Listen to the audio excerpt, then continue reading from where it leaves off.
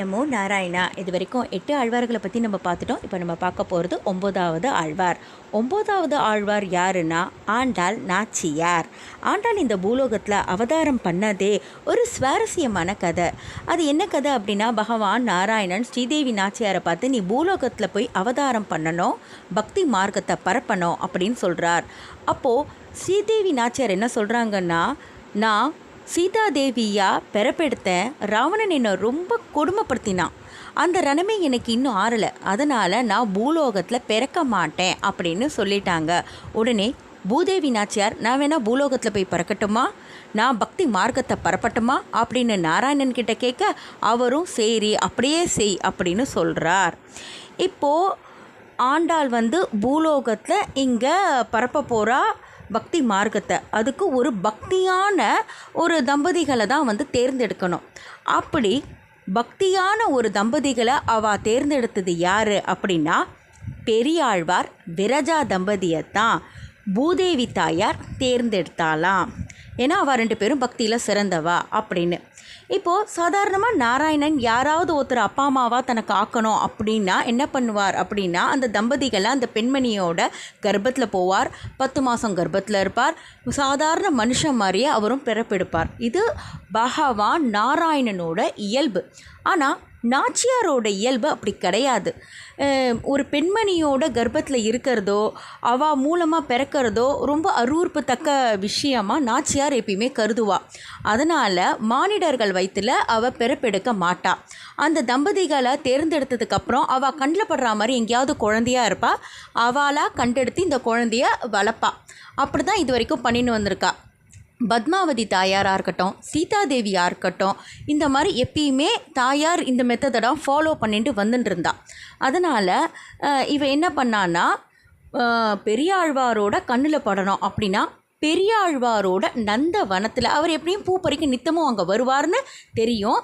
அப்போது அங்கே பக்கத்தில் இருக்கிற துளசி மாடத்தில் இவ குழந்தையாக அங்கே இருக்கா. இப்போ இந்த கலிகாலத்தில் நிறைய பேர் என்ன சொல்கிறா அப்படின்னா, ஆண்டாள் நாச்சியார் தப்பான வழியில் பிறந்தவளாக இருப்பா, அதனால் பெத்தவா பொறுப்பில்லாமல் அந்த குழந்தையை போட்டுட்டு போயிட்டா, அப்படிப்பட்டவாளை நம்ம தெய்வமாக ஏற்கிறதான்னு சில பேர் தப்பாக பேசுகிறா. அந்த மாதிரி தயவு செய்து யாரும் பேச வேண்டாம்.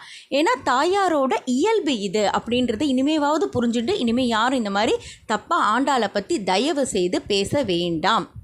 இப்போது குழந்தைய இந்த மாதிரி அழுதுன்ருக்கு. பெரியாழ்வார் என்ன பண்ணுறார், துளசி மாடத்து பக்கத்தில் பார்க்குறார், ஒரு அழகான பொன் குழந்தை, அதை கையில் வாரி எடுத்துக்கிறார். இப்படி அவர் அந்த குழந்தைய கண்டு எடுத்தது ஆடி மாதம் பூர நட்சத்திரத்தில். அப்புறம் நேராக தன்னோட மனைவி விரஜா கிட்ட போகிறார்.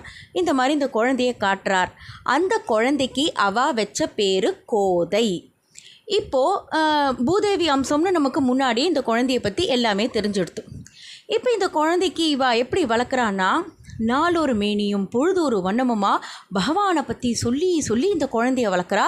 அதுவும் பக்தியில் சிறந்த ஒரு குழந்தையாக வளர்ந்துட்டுருக்கு. இப்போ இந்த குழந்தைக்கு ஒரு 10-12 வயசு இருக்கும்.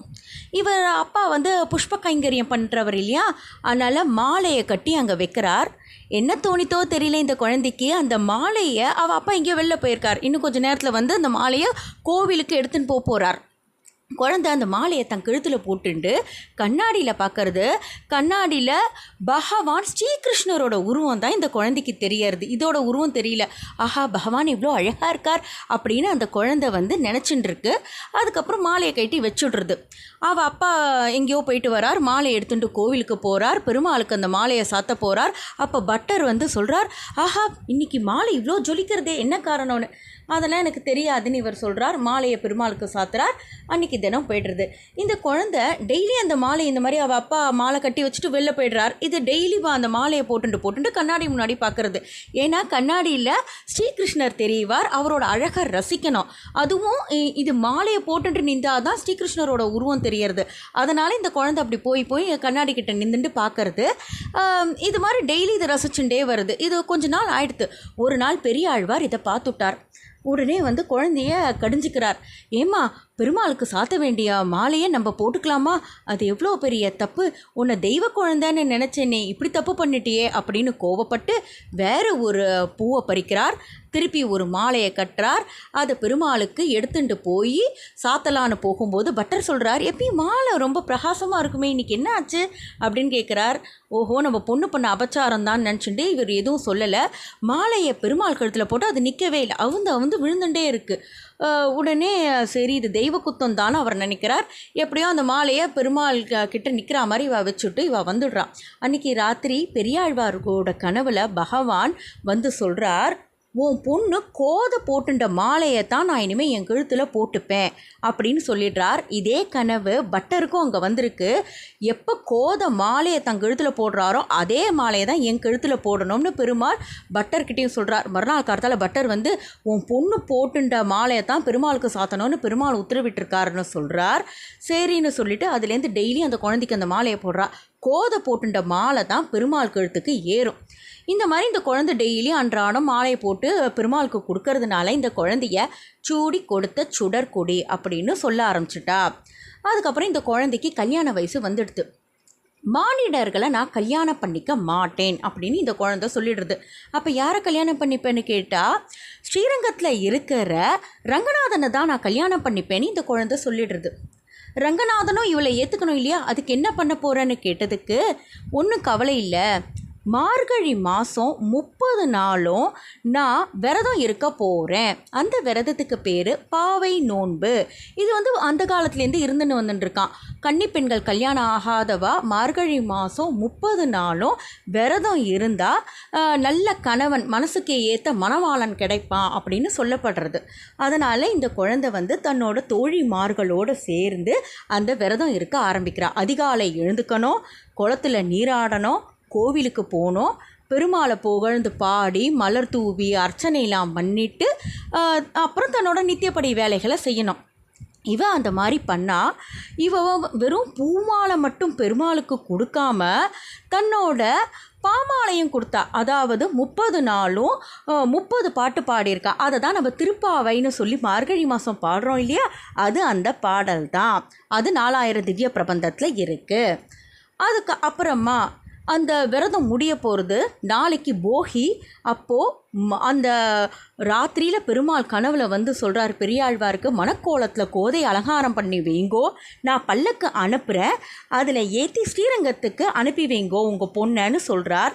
அதே மாதிரி ஸ்ரீரங்க கோவிலில் வேலை செய்கிற அந்த பட்டாச்சாரியாருக்கும் அதே மாதிரி கனவுல பல்லக்கு அனுப்பி வைங்கோ பெரியாழ்வார் ஆத்துக்கு, அங்கே கோதையை பல்லக்கில் உட்கார வச்சு என்னோட சன்னதிக்கு அந்த குழந்தையை அனுப்புங்கோ அப்படின்னு பெருமாள் அவர் கனவுலையும் சொல்கிறார். அதே மாதிரி கார்த்தால பல்லக்கு வருது, கோதை நாச்சியார் அதில் ஏறி உட்காரா, பின்னாடி அவள் அப்பா தொடர்ந்து வரார். ஸ்ரீரங்கம் இடம் வந்துடுறது, சன்னதிக்குள்ளே ஆண்டாள் போகிறா, அப்படியே மறைஞ்சு போய்ட்றா. இதை பார்த்த உடனே பெரியாழ்வார் அழறார். ஒரு மகள் தன்னை திருமகளாய் வளர்த்து எம்பிரான் தான் கொண்டு போனானே அப்படின்னு சொல்லி இவர் அழறார். உடனே அசுரதி வாக்கு கேட்கறது, பெரியாழ்வாரே கவலைப்பட வேண்டாம், உங்கள் மகளை நான் கல்யாணம் பண்ணிக்கிறேன், பங்குனி உத்திரத்தை அன்னைக்கு கல்யாண கோலத்தில் நானும் உங்கள் மகளும் வருவோம் அப்படின்னு சொல்கிறார். கோதை பகவானையே ஆண்டு அனுபவிச்சதுனால பிற்காலத்தில் அவளை ஆண்டாள் அப்படின்ற பேரில் நம்ம சொல்ல ஆரம்பிச்சிட்டோம். திருப்பாவையை தவிர நாச்சியார் திருமொழி அப்படின்ற தலைப்பு கீழே 143 பாசுரங்கள் ஆண்டாள் பாடியிருக்காங்க. அதுவும் 4000 திவ்ய பிரபந்தத்தில் இருக்குது. ஆக மொத்தம் 173 பாசுரங்களை ஆண்டாள் பாடியிருக்காங்க. இந்த வீடியோவை இதோடு முடிச்சுக்கலாம். இந்த வீடியோ உங்களுக்கு பிடிச்சிருந்தா லைக் பண்ணுங்கள். இதே மாதிரி அடுத்த வீடியோ பார்க்க நம்ம சேனலை சப்ஸ்கிரைப் பண்ணுங்கள். தேங்க்ஸ் ஃபார் வாட்சிங்.